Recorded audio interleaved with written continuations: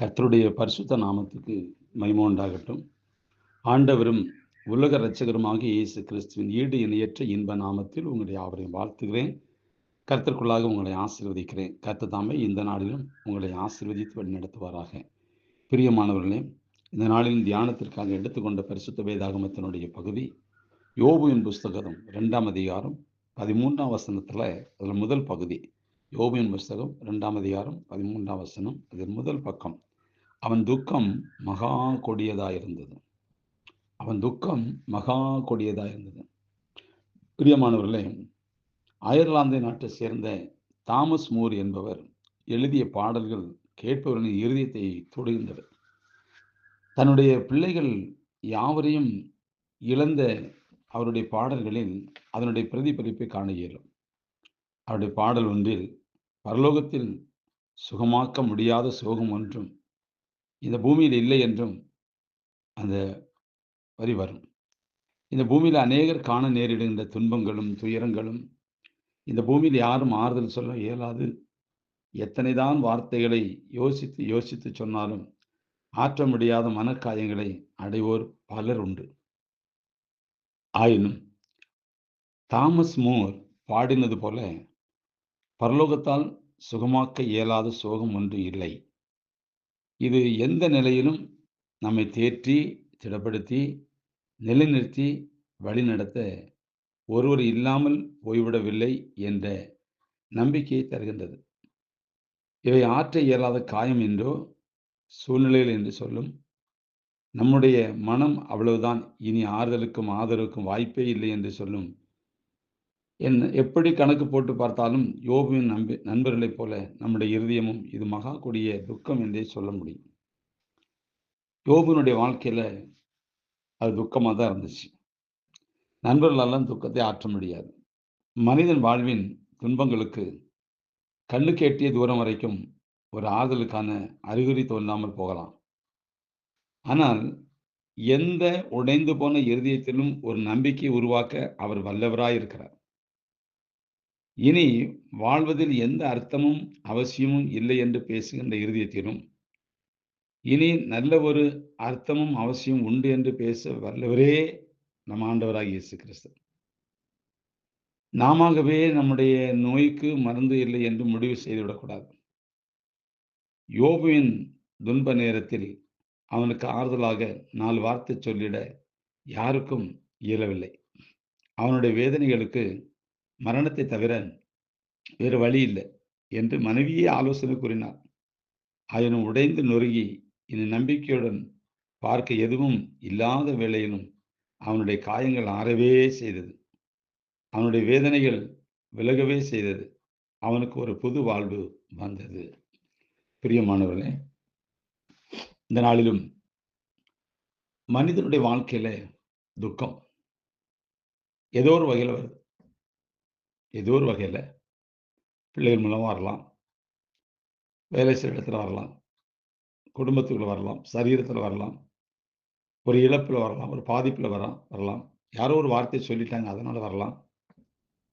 இப்படியாக மனதை துக்கப்படுத்தி காயப்படுத்தி புண்படுத்தி ஒரு சூழ்நிலைக்கு தள்ளப்பட்ட நிலைமையில காணப்படுகிற வேளையில யாரு ஆறுதல் சொல்ல முடியும்? யோபுனுடைய வாழ்க்கையை பார்த்தீங்கன்னா, மனைவியை தவிர எல்லாவற்றையும் இழந்துட்டான். 10 பிள்ளைகளை இழந்துட்டான். அவனுக்கு உண்டான எல்லா ஐஸ்வர்யத்தையும் சம்பத்தையும் இழந்துட்டான். அவன் சரீரத்தையும் இழக்கிறான் பாருங்க. சரீரத்துல தோல் முதலாய் சிரட்டையை வச்சு சுரண்டிட்டு இருக்கான் ஐயா. சிரட்டையை வச்சு சுரண்டிட்டு இருக்கான். எவ்வளவு வேதனை! ஆகாரம் புசிக்க முடியுமா? படுக்க முடியுமா? ஐயா நடமாட முடியுமா? உச்சந்தலையிலிருந்து உள்ளங்கால் வரைக்கும் முள்ளு பற்கள். அப்படின்னா புண்ணு. அவன் அவன் உடம்பு எப்படி இருந்திருக்கும்? எப்படி அழகா இருந்திருப்பான்? இப்ப எந்த அழகுல இருப்பான்? எல்லாமே சீர்குலைஞ்சு போச்சு. எல்லாமே அவனுக்கு முடிந்து போன நிலைமை தான். முடிந்து போன நிலைமை தான். பிள்ளைகள் எல்லாவற்றையும் இழந்து ஒரு பக்கம் துக்கம். இப்போ தன் சரீரத்துல வியாதியின் கொடூரம் ஒரு துக்கம். இதுக்கு மேலேயும் ஒரு துக்கம் வருது பாருங்க. கெட்டுன மனைவி. ஐயோ! அது பெரிய துக்கம். ஆமா. அது பெரிய துக்கம். என்னையா நீர் உத்தமத்துல உட்கார்ந்துட்டு இருக்கீரு? தேவனை தூஷித்து ஜீவனை விடுமையா? இது எவ்வளவு பெரிய கொடுமையா? கெட்டுன மனைவி சொல்ற வார்த்தை. ம். கெட்டுன மனைவி சொல்ற வார்த்தை பாருங்க. ஐயா தேவனை தூஷிக்கிறோம், ஜீவனை விடும். ம். இதுவரைக்கும் தாங்குன யோபு, இந்த வார்த்தைக்கு என்ன பதில் கொடுப்பாரு? என்ன பதில் குடுத்திருக்கிறாரு? "போடி பைத்தியக்காரி! ம். நன்மை பெற்ற அவரால தீமையை அனுபவிக்க வேண்டாமோ?" எப்படிப்பட்ட உத்தமம் பாருங்க. எப்படிப்பட்ட உண்மையுள்ள மனுஷன் பாருங்க. அவனுக்குள்ள அந்த விசுவாசத்த பாருங்க. ஆழமான காரியத்த பாருங்க. ம். யார் ஆறுதல் படுத்த முடியும்? இந்த உலகத்துல மனுஷன் கெட்ட பொண்டாட்டிய ஆறுதல் படுத்தல. ம். கெட்டுன மனைவியே, ஐயா தேவன தூஷித்து ஜீவன விடும், உயிர விடும். உங்கள பார்க்குறதுக்கு எனக்கு கஷ்டமா இருக்கு. அதோட செத்து தொலையும். ஏன் உயிரோட இருக்கீரு? ஆனா தேவன தூஷிச்சிரும். அப்படின்னு சொல்லும்போது, யோபு எவ்வளோ உடைஞ்சிருப்பான் இல்லையா? பயங்கரம். இத நினைச்சு பார்க்க முடியாது. ஆழமான காரியம். ஆனா அவனுக்குள்ள ஒரு விசுவாசம் இருந்துச்சு. யோபு யாராலயும் ஆற்ற முடியாது, தேற்ற முடியாது. யாராலயும் முடியல.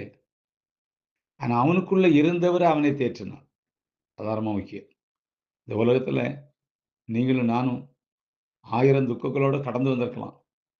ஆனா துக்கங்கள்லாம் கடந்து தான் போச்சு. நாமளும் கடந்து வந்தோம். இத கடக்க வைத்தது யார்? கடந்து வர வைத்தது யார்? இதுதான் நம்முடைய தெய்வம். இதுதான் நம்முடைய ஆண்டவராகிய இயேசு. அவர சார்ந்து நிற்கும்போது, அவர் மேல் விசுவாசம் வைக்கும்போது, அவர நம்பி நிற்கும்போது, எந்த கொடிய துக்கமா இருந்தாலும் சரியா, யாரு என்ன சொன்னாலும் சரி. ம். யாரும் சொல்லிட்டு போட்டுமே. மேலும் மேலும் புண்படுத்துறானே, மேலும் மேலும் புண்படுத்துறாளே. நானே வியாதியோட இருக்கேன். நானே கொடூரமான சூழ்நிலையில இருக்கிறேன். வெந்த புண்ல வேல் பாய்ச்சுறாளே. வெந்த புண்ல வேல் பாய்ச்சுறாளே. நானே கொடிய துக்கத்துல உட்கார்ந்துட்டு இருக்கேன். ம். இந்த நேரத்துலயும் இப்படியா?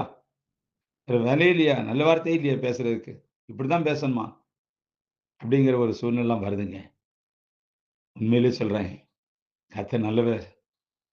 அவர் மகா பெரிய தேவன். அவர் செய்யக்கூடியது அதிசயமானது. எல்லாவற்றையும் இழந்தாலும், எல்லாவற்றையும் ம் இழந்தாலும், தேவனை இழக்கல. நான் ஒரு நாள் அவரை பார்ப்பேன். அந்நிய கண்கள் அல்ல, என் கண்களே காணும். என் தோல் முதலாய் அழுவி போனாலும் சரி. எஸ், நான் நிச்சயமா அவர பார்ப்பேன். இந்த நம்பிக்கை தாங்க கிறிஸ்தவ வாழ்க்கை. அவர் சகல ஆறுதலின் தேவன். 2 கொரிந்தியர் 1:4 வாசிக்கிறோம். அவர் சகல ஆறுதலின் தேவன்.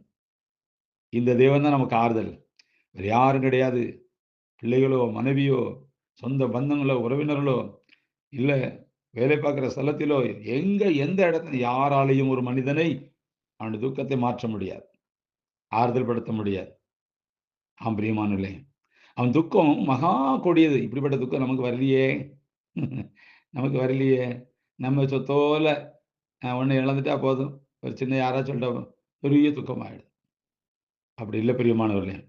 உங்கள் துக்கத்தை சந்தோஷமாய் மாற்றக்கூடியவர் ஒருவர் உண்டு. அவர்தான் ஆண்டவராகிய இயேசு கிறிஸ்து. சிரமங்களை காணாத சரீரம் பலம் இழக்கிறது.